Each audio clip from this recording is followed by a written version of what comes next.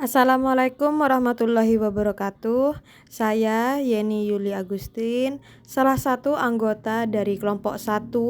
Di sini saya akan memaparkan tugas ruang kolaborasi modul 1.4 Budaya Positif yang disusun oleh kelompok 1. Sebelumnya saya akan memperkenalkan anggota kelompok 1, yaitu Ibu Angela Merici Vina Indriani, Novia Indriani, saya Yeni Yuli Agustin, dan Bapak Muhammad Sahi. Di sini pada kasus pertama menceritakan ada guru yaitu bernama Bu Santi, beliau sedang sakit, beliau mencarikan guru pengganti untuk kelasnya. Namun di kelasnya ada dua siswi yaitu Vivi dan Natali itu bersikap seenaknya terhadap guru pengganti tersebut. Keesokannya Bu Santi memanggil kedua siswi tersebut untuk menanyakan tentang laporan dari Bu Eni. Bu Santi juga menanyakan kedua siswi tersebut apakah siap memperbaiki kesalahannya. Di sini Vivi dan Natali mengakui kesalahan mereka. Setelah berpikir sejenak, Vivi dan Natali mengusulkan bagaimana kalau mereka mengadakan sebuah diskusi kelompok dengan teman-teman sekelasnya. Mereka melakukan penerapan keyakinan kelas dan mereka berinisiatif untuk menjadikan Ibu Eni sebagai guru pengganti jika di kelasnya tidak ada guru. Dalam kasus di atas, langkah-langkah restitusi apa saja yang sudah dijalankan oleh Ibu Santi? Yang pertama yaitu menstabilkan identitas, kedua memvalidasi tindakan, dan yang ketiga menanyakan keyakinan. Menurut Anda, apakah restitusi yang diusulkan Vivi dan Natali sudah sesuai dengan pelanggaran yang telah dibuat? Apakah langkah-langkah restitusi yang telah diusulkan mereka? Di sini mereka meminta maaf dan bersedia untuk memperbaiki sikap atau saling menghormati. Dalam kasus di atas, posisi apakah yang telah diambil oleh Ibu Eni dalam menangani Vivi dan Natali? Jelaskan jawaban Anda. Di sini jawaban dari kelompok kami yaitu posisi diri sebagai teman dan pembuat rasa bersalah.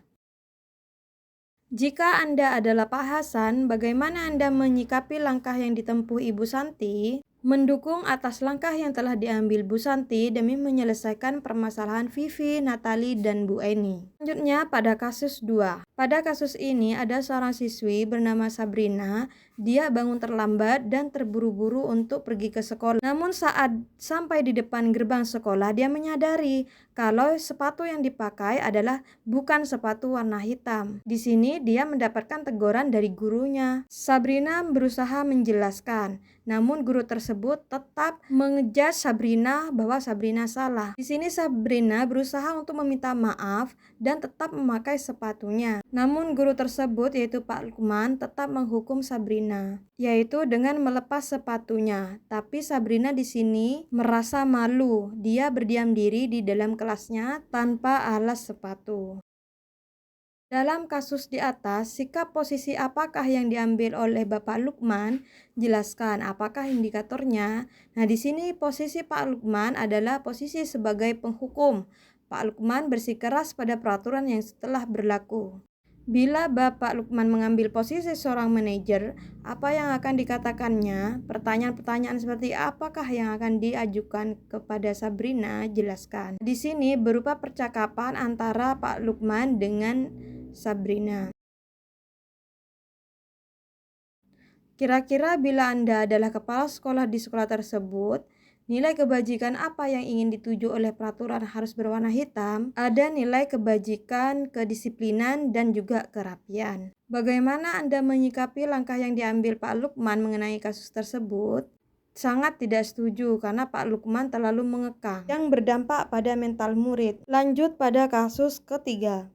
Pada kasus ini menceritakan seorang murid yang bernama Fajar. Di saat jam pelajaran bahasa Inggris, dia sering malas-malasan dan tidur di kelas. Sehingga guru tersebut menegurnya dengan nada yang lirih. "Gimana kamu Fajar? Kamu tidak kasihan sama ibu ya?" Posisi kontrol apa yang diambil oleh Ibu Dani dalam pendekatannya kepada Fajar?